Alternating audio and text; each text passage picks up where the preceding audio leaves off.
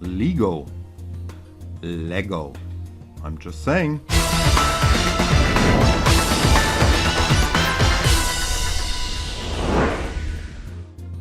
Happy New Year everyone! Hi!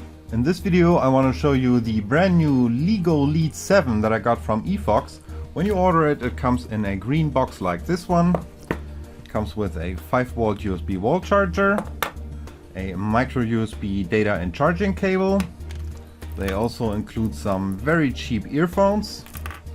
Comes with a quick start guide that is in different languages. Also comes with some sort of warranty card. They also included a bunch of stickers. It also has one screen protector pre-installed and obviously one battery that is in the phone already. This phone has a 5-inch capacitive 5-point multi-touch screen with a 720 by 1280 HD pixel resolution. It is an IPS display, but I'm not 100% sure if it's actually a one-glass solution. It has the MT6582 Quad-Core CPU inside, which is clocked at 1.3 GHz. It has 1 GB of RAM, 8 GB of internal memory, and it also supports TF cards. It runs on Android 4.4.2 Kitkat. It is a Quadband, it is totally unlocked, and of course it also supports 3G/UMTS. It has Wi-Fi, Bluetooth, GPS, a GPS, a G sensor, a proximity sensor, and a light sensor, and it also has a notification LED. This phone also supports firmware updates over the air. It also supports USB on the go, so if you have an adapter like that, you can hook up different USB devices. One interesting thing is you can also use this phone as a power bank to charge other USB devices. It also supports HotKnot. It supports air gestures, and it also supports off-screen gestures. It has two cameras, one main camera with a 13 megapixel output, autofocus, an LED flash, and it's a f2.2, and one front-facing camera with an 8 megapixel output, f2.8. Of course, this phone is a dual SIM, dual standby phone. It weighs about 163 grams and it's about 10.4 millimeters thick. Let's take a closer look at the device. You have your front-facing camera, your proximity, and your light sensor right here. And blinking away is the notification LED. It supports red, green, and blue. And you might notice that there's a little light bleeding right here. The home, back, and menu buttons are soft touch buttons and they do not light up. On the bottom we can find a microphone. On the left side we have a volume rocker. On top we have a 3.5mm headphone jack and your USB port. On the right side we have your power button. On the back you have your main camera, your LED flash, and some speakers right here. And if I can get this open for you, I can show the inside of the phone.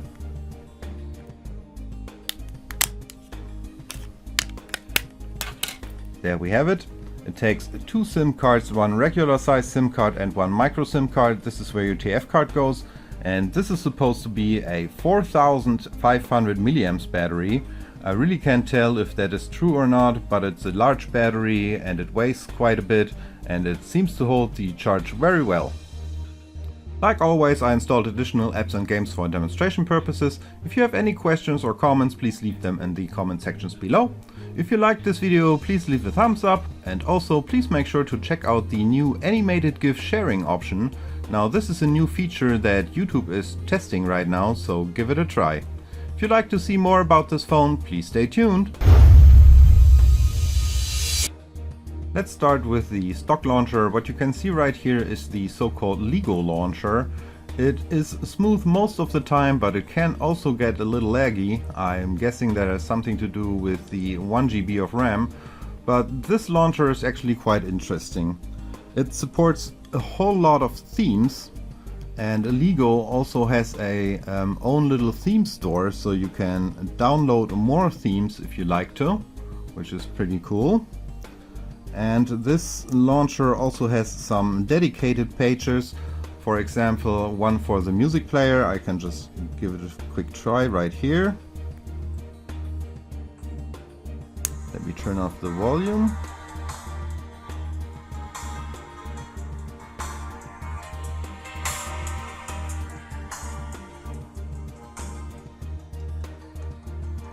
Okay, let's stop that.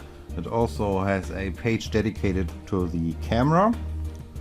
So this is pretty much the Leagoo launcher. Let's continue by going into the system settings. Let's check out about the phone. Right here you can find your wireless updates if some are available, and Leagoo also included a little Easter egg. Check this out.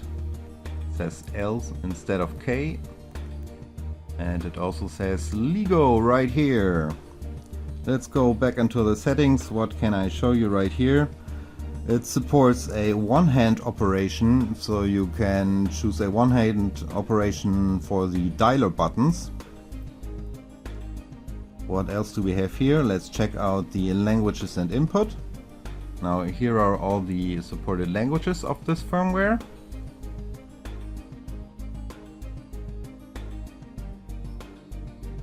Which are quite a lot. Okay, back into the settings. Next up, I can show you the storage, the memory structure of this phone. As you can see, it has an internal storage, it has the phone storage, and this is my TF card. I was too fast. Back into the settings. We also have gestures. Right here you can select air gestures for the gallery and for the launcher. We have a silent gesture, we have a flip to mute, and we also can use 3 fingers to take a screenshot. Let me just give it a try. That was wrong. There you have it, it took a screenshot. Next up we have a power saving mode right here. I never used that. And now the brightness is all up. I have to turn that down again for the camera. We also have wake gestures. Those are your off-screen gestures, so you can draw different symbols on your screen, and you can choose different apps that are supposed to start right then. Let's just give it a try. Let me turn it off and let me draw a C, and that should start the camera. I guess you get the idea. What else do we have in the settings? We have HotKnot, which unfortunately I'm not able to test because I don't have a second phone that supports HotKnot. I can also show you some more settings right here. You can select your 3G services, and you can freely choose which one of the SIM cards is supposed to be the data SIM card. And of course I can also show you that this is a dual SIM, dual standby phone right here. Enough for the settings. Let's go into the engineer mode.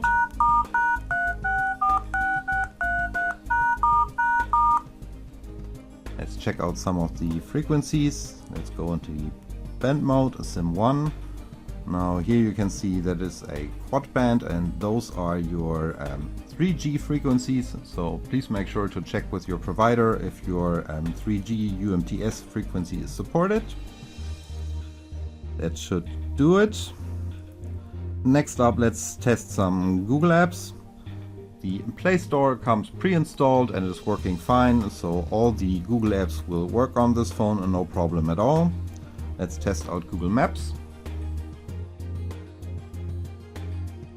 It's starting, it found my position right away.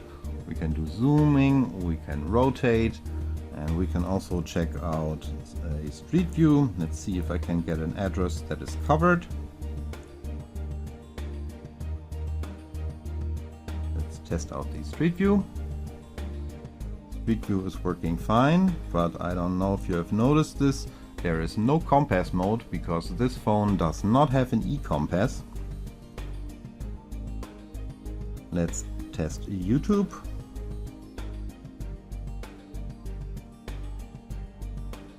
Let's just load a random video. Change the position of the screen. And of course we can also watch in full screen. And YouTube is working very smooth, so YouTube works just great. Next up, let's test some of the sensors. Let's go into the sensor box. The accelerometer is working just fine. Let's test out the light sensor. Also working. There is no orientation sensor. We can also test the proximity sensor right here. Proximity sensor is working. No gyroscope sensor, no magnetic field sensor, but we can test the microphone right here and it's working. Let's do some benchmarks. Let's check out what Antutu has to offer.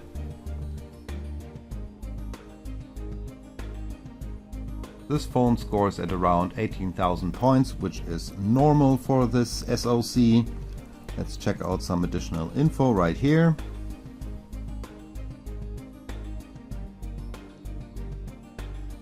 We can test the multi-touch while we're at it. So you can see it's a 5-point multi-touch. And again, those are your supported sensors. Let's give the GPU a very quick test. So let me start in Ninamark. I'm not gonna run the test, I'm just gonna show you the result. It's scored at 53.3 frames per second, which is also normal for this SoC. We can also do a quick quadrant benchmark test. Let's run a full benchmark. And since this is boring, I'm gonna do a jump cut.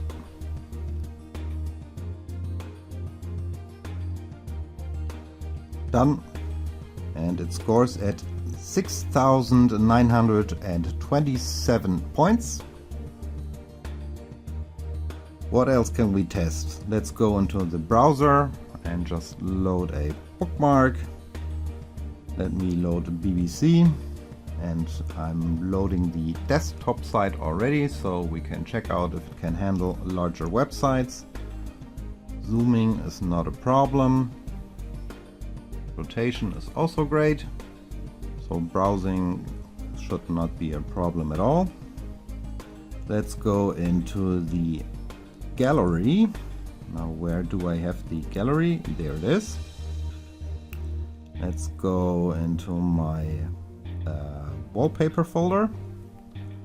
Right here I can show you that it supports air gestures, but as you can see, the air gestures only work in one direction, so to me this is pretty much useless.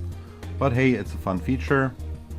Pictures are loading fast, and the colors and brightness are really good. Also very good viewing angle, but I will show you that later in the video. Let's also test a quick 1080p video to see if it runs smoothly or not. And black looks very black, so the contrast is also very good, and the 1080p video is running just fine, so nothing to complain about. Let's test the camera real fast. Let's see. Oh, I already exited. Let's give it a try.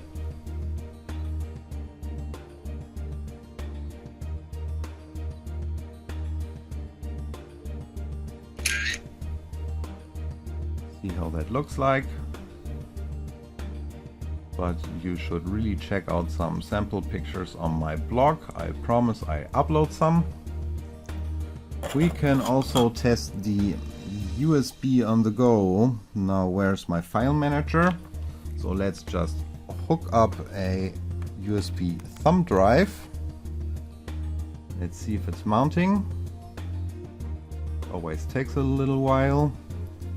And there it is. This is the external USB storage. So USB on the go is working just fine. And since we are at it, we can also test if this phone can be used as a power bank. So let me just hook up my Mi 4 and see if it's charging. And surprise, it is charging. Now let me just tell you what I'm thinking about this phone. Some thoughts about this device. The build quality is good, but not great.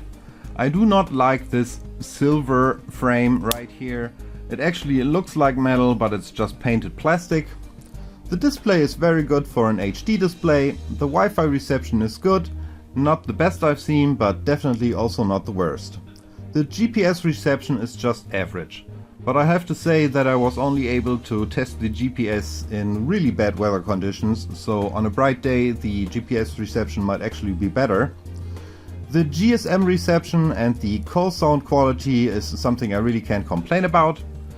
The picture quality of the camera is something you need to judge for yourself, so please make sure to check out some sample pictures on my blog. The LED flash is very weak, like almost always. 1 GB of RAM is really not a lot. I also don't like the fact that the home buttons do not light up.